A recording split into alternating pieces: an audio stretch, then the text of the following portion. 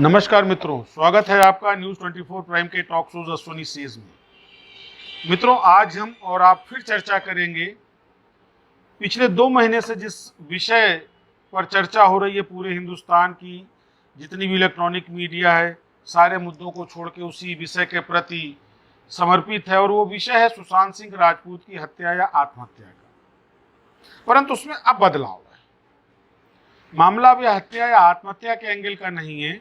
पिछले 3-4 दिनों में जो डेवलपमेंट हुआ है, जैसे कंगना रनौत का ओपन होकर के सुशांत सिंह के फेवर में व्यवस्था के ऊपर आरोप, उसके प्रत्युत्तर में महाराष्ट्र सरकार की तरफ से संजय राउत का कंगना पर हमला, और हमले में मर्यादा इस तरह दूसरी हुई कि संजय राउत जैसे गंभीर और जिम्मेदार नेता ने एक महिला को हरामखोर तक कहा। इस पर भी मामला नहीं रुका। अब बात चुनौतियों की आ गई। महाराष्ट्र सरकार की तरफ से राउत साहब ने कंगना को मुंबई आने की चुनौती दे दी कि मुंबई आकर दिखाओ। उसके प्रत्युत्तर में कंगना ने चुनौती दे दी, मैं 9 तारीख को मुंबई पहुंच रही हूं। साथियों, सवाल ये उठता है क्या मुंबई किसी व्यक्ति विशेष या पार्टी विशेष की जागीर है?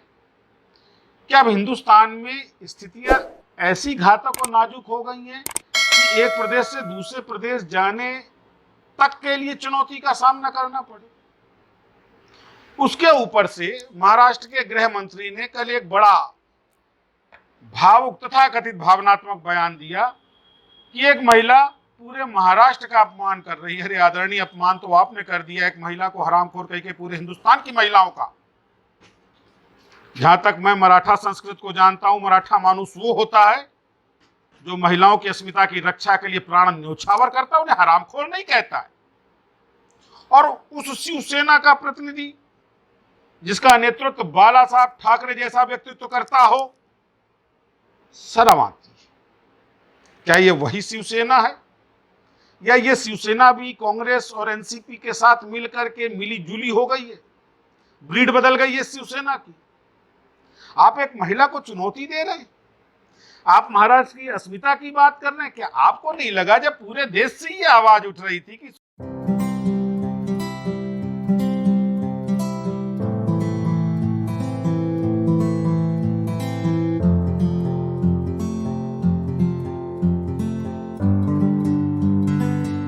सुशांत सिंह हत्याकांड की निष्पक्ष जांच हो, और आप उसी मुंबई पुलिस को जांच करने में लगाए थे जिसका पहले दिन से ही रोल बड़ा नकारात्मक रहा था और संदिग्ध रहा था। आनन फानन में एक तथाकथित हत्या को आत्महत्या बता करके और सब कुछ उन्होंने क्लियर कर दिया था। ऐसा जांच अधिकारी तो पुलिस फोर्स में रहने के योग्य नहीं है।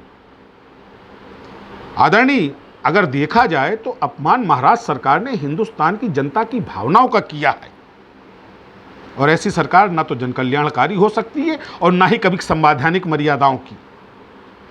क्या आपने उदाहरण दिया? केवल कुछ तथाकथित को बचाने के लिए जो अब सीबीआई के जांच के घेरे में हैं, जो ईडी के जांच के घेरे में हैं, जो एनसीबी के जांच के घेरे में आ जाए रिया चक्रवर्ती की गिरफ्तारी के बाद, आपने सुप्रीम कोर्ट में हलफनामा दे दिया कि साहब मुंबई पुलिस सक्षम पुलिस है। अरे सक्षम पुलिस होती तो आप ये बताइए, अभी एनसीबी ने छापे मार करके इतनी बड़ी मात्रा में ड्रग हशीश कोकीन कैसे बरामद की? इसका मतलब कहीं ना कहीं मुंबई पुलिस का इसमें सरोकार है। ऊपर से अब उद्धव जी को धमकी भी आ रही है, जबकि एजेंसियों का ये कहना है कि साहब ये धमकी नहीं है, बात हुई है। क्योंकि उसके कोई प्रमाणिक साक्ष्य नहीं, इसलिए उस विषय पर कोई चर्चा नहीं करूंगा। लेकिन ये सोचने वाली बात है, किसके लिए, क्यों कर, कैसे ये सब हो रहा है? क्या ये जन कल्याणकारी है? क्या हिंदुस्तान की जनता ऐसी ही सरकारों के पोषण के लिए टैक्स देती है जो कुछ विशेष के लिए कार्य करती हो, जिनकी नजर में संविधान का कोई मायना नहीं हो? कंगना रनौत तो एक सेलिब्रिटी है। जब आप एक सेलिब्रिटी को इस तरह बेइज्जत कर सकते तो आम महिला के लिए आपकी सोच क्या होगी? ऊपर से आप कहते हैं महाराष्ट्र का अपमान, अपमान तो हिंदुस्तान का हुआ है, और करने वाले शिवसेना के नेता हैं। नहीं समझ में आता, काश आज बाला साहब होते तो इस चरित्र से शायद उनको हम सबसे ज्यादा दुख होता। The man of word and wisdom, उस बाला साहब ठाकरे को आपने अपमानित किया है, एक महिला को हरामखोर कह के।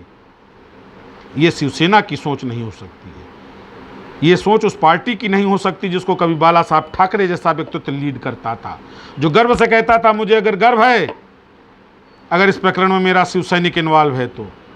और एक आप हैं, दोषियों जिम्मेदारों को बचाने के लिए आप सुप्रीम कोर्ट में हलफनामा देते हैं, महिला को हरामखोर कहते हैं।